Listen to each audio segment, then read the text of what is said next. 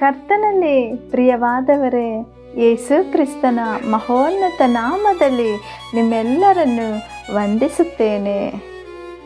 ಈ ದಿನದ ದೇವರ ವಾಕ್ಯದ ಭಾಗ ಕೊಲೊಸ್ಸೆಯವರಿಗೆ ಬರೆದ ಪತ್ರಿಕೆ 2ನೇ ಅಧ್ಯಾಯ 3ನೇ ವಚನ. ಸಕಲ ಜ್ಞಾನ ವಿದ್ಯಾ ಸಂಬಂಧವಾದ ನಿಕ್ಷೇಪಗಳೆಲ್ಲವೂ ಆತನಲ್ಲಿ ಅಡಗಿವೆ. ಪ್ರಿಯವಾದವರೇ, ನೀವು ಸಕಲ ಜ್ಞಾನದಿಂದ, ತಿಳುವಳಿಕೆಯಿಂದ ಮತ್ತು ಉತ್ತಮ ನೆನಪಿನ ಶಕ್ತಿಯಿಂದ ತುಂಬಿರಬೇಕೆಂಬುದೇ ದೇವರ ಚಿತ್ತವಾಗಿದೆ. ನೀವು ಮೂಢರಾಗಿ ಅಥವಾ ಪೆದ್ದರಾಗಿ ಬಾಳಬೇಕಾಗಿಲ್ಲ. ಕ್ರಿಸ್ತನಲ್ಲಿ ಜ್ಞಾನ ಮತ್ತು ತಿಳುವಳಿಕೆ ಎಂಬ ಸಕಲ ಸಂಪತ್ತುಗಳು ಅಡಗಿವೆ. ನೀವು ಆ ಕ್ರಿಸ್ತನಲ್ಲಿ ಇರುವುದರಿಂದ ಅವರ ಜ್ಞಾನವು ನಿಮಗೂ ಸ್ವಂತವಾಗಿದೆ. ಕ್ರಿಸ್ತನೇ ನಿಮಗೆ ಜ್ಞಾನವಾಗಿದ್ದಾರೆ. ದಾನಿಯೇಲನ ಸ್ನೇಹಿತರಿಗೆ ಬಾಬಿಲೋನಿನ ಒಂದು ಜ್ಞಾನಿಗಳಿಗಿಂತಲೂ 10 ಪಟ್ಟು ಹೆಚ್ಚಿನ ಬುದ್ಧಿ, ಜ್ಞಾನ, ತಿಳುವಳಿಕೆ ಮತ್ತು ಸಾಮರ್ಥ್ಯವನ್ನು ದೇವರು ದಯಪಾಲಿಸಿದ್ದರು.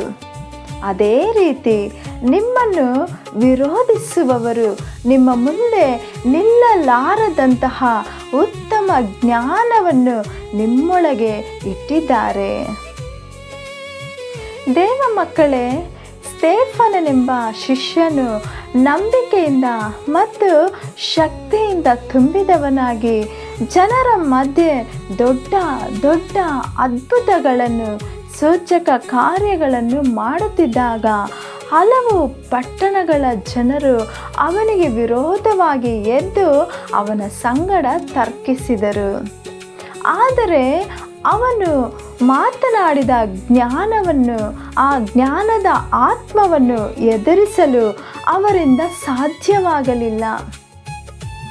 ನೀವು ಕೂಡ ಜ್ಞಾನದಲ್ಲಿ ಕೊರತೆಯುಳ್ಳವರೆಂದು ಭಾವಿಸುತ್ತಿದ್ದೀರಾ?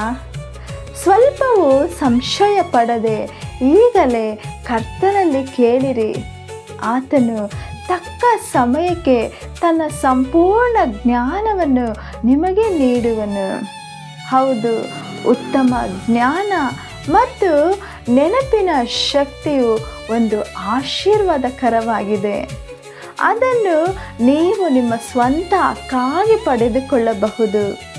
ವಿದ್ಯಾಭ್ಯಾಸವಿಲ್ಲದಂಥ ಸಾಮಾನ್ಯ ಜನರನ್ನು ಯೇಸು ಆರಿಸಿಕೊಂಡು ಅವರನ್ನು ಅಪೊಸ್ತಲರನ್ನಾಗಿ ಮಾಡಿದನು. ಇಂದಿಗೂ ಆತನು ನಿಮ್ಮನ್ನು ತನ್ನ ಅದ್ಭುತ ಜ್ಞಾನದಿಂದ ತುಂಬಿಸುವವನಾಗಿದ್ದಾನೆ. ಜ್ಞಾನಿಯಾದ ಸೊಲೊಮೋನನಿಗಿಂತಲೂ ನೀವು ಬುದ್ಧಿವಂತರಾಗಿ ಬಾಳುವಿರಿ, ಏಕೆಂದರೆ ಸೊಲೊಮೋನನಿಗಿಂತ ದೊಡ್ಡವನು ನಿಮ್ಮೊಳಗಡೆ ವಾಸ ಮಾಡುತ್ತಿದ್ದಾನೆ. ಆತನೇ ನಿಮಗಾಗಿ ಜ್ಞಾನವಾಗಿದ್ದಾನೆ.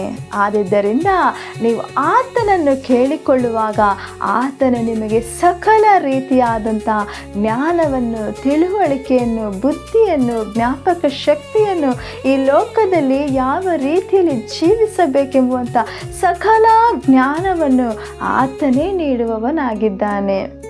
ಹಾಗಾಗಿ ಆತನಲ್ಲಿ ನೀವು ಭರವಸವಿಟ್ಟು ನಂಬಿಕೆಯಿಂದಿರ್ರಿ. ಹಾಗಾಗುವಂತೆ ದೇವರು ತಾನೇ ನಿಮ್ಮೆಲ್ಲರನ್ನು ಆಶೀರ್ವದಿಸಿ ನಡೆಸಲಿ. ಆಮೇನ್. God bless you.